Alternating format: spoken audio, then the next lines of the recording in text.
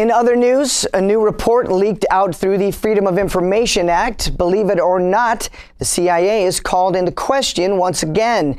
Now, human rights investigators say that the CIA took detainees by force and held them against their will in a remote jail in Lithuania, a long way from Guantanamo Bay.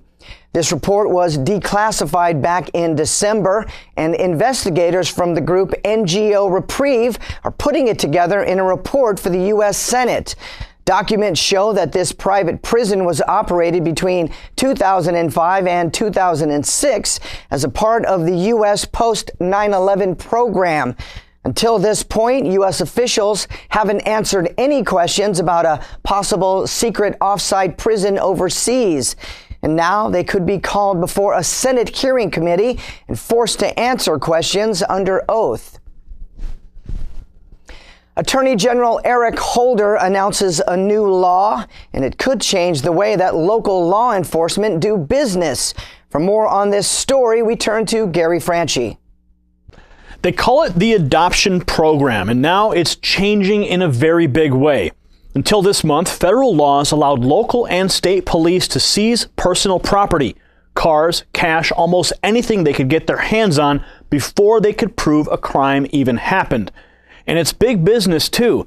Just in the last 6 years, police seized more than $3 billion worth of personal property.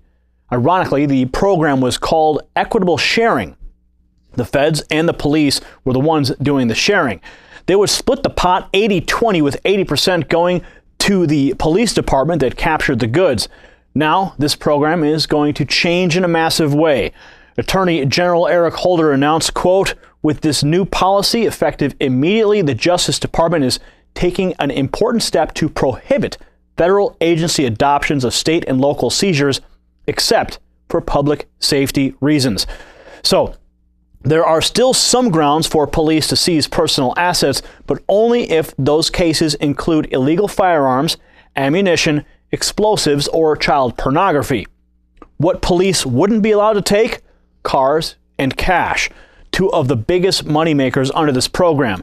Now, the burden of enforcing this seizure program falls on the individual states. Several state laws still allow this kind of police program, but now they'll have to do it without the support of the federal government.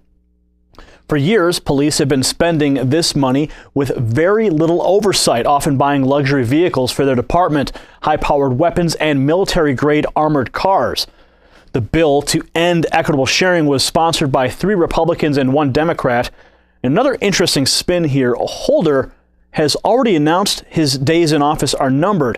Now that he's going to such great length to satisfy people outraged over police overreach, the rumor mill is heating up that he might actually be planning a run for the White House in 2016. Back to you, Midge. Thank you, Gary. President Obama is still putting the final touches on Tuesday night's State of the Union address, his first to a Congress entirely under Republican control. The president says that he's seeking common ground with the Republicans, but anyone expecting a big olive branch Tuesday night may be sorely disappointed. Political analysts say Obama has rebounded from his election setback with moves on climate change, immigration, and Cuba, and his speech will be anything but contrite. Obama promised Senate Democrats that he would go on offense and not try to defend the Democrats' agenda, even after such a major outcry from the American people this last election. We will have more on this later this hour. While it is still not clear if the United States was really behind the hack attack on North Korea last month, a new report shows that the U.S. penetrated the country's computer networks years ago. The U.S. still flat out blames North Korea for that major hack attack on Sony Pictures and the controversy over the movie The Interview. The New York Times reports that the reason U.S. experts know that is that the National Security Agency started hacking into North Korean computer networks almost 5 years ago. That may be why President Obama was confident enough to directly accuse Pyongyang of carrying out the attack on Sony, though U.S. computer experts say they were not able to spot a cyber attack in advance. A prominent defector who claims he was raised in a North Korean prison has retracted parts of his story. A human rights group says that the UN's recent findings, based on dozens of witness accounts, does not change the status of North Korea's standing in violations of human rights.